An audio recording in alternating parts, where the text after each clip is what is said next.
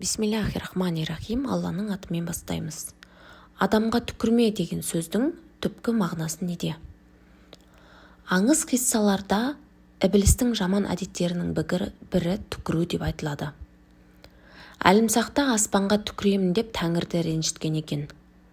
Одан кейін ұлық Алла адамды жаратқан кезде ібліс періштелерді ертіп адамды тамашалауға келеді. Ібліс адамның қарнын ұрады. Сол кезде даңғыр еті қалған дыбыс шығады.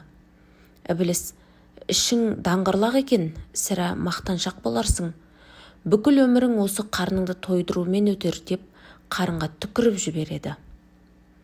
Іблістің түкірігі адамның кіндік тұсына түскен екен.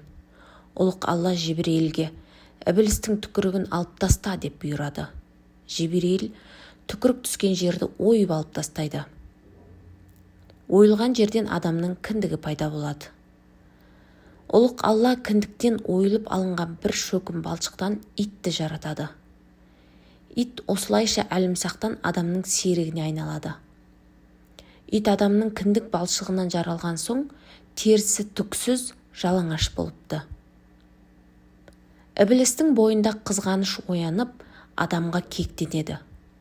Адамға тиісейін десе, ұлық Аллахтан қорқады. Бір күні адамға қарап тұрып, Алла сені несіне жаратқан, түрің құрысын деп бетіне түкіріп жібереді.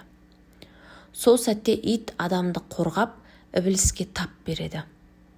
Ібліс итке ашуланып, қаһарын төгеді.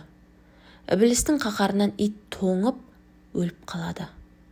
Алла тағала иттің ерлігіне риза болып, оны қайта тірілтіп, денесін жүні қалың терімен қаптайды. Адамның шаңырағынан мекен береді. Ал ібліс адам бетіне түкіргендіктен адам әртүрлі кеселге шалдығатын болыпты. Әлімсақтан бастап адамның бетіне түкіруге болмайды деген ырым қалады.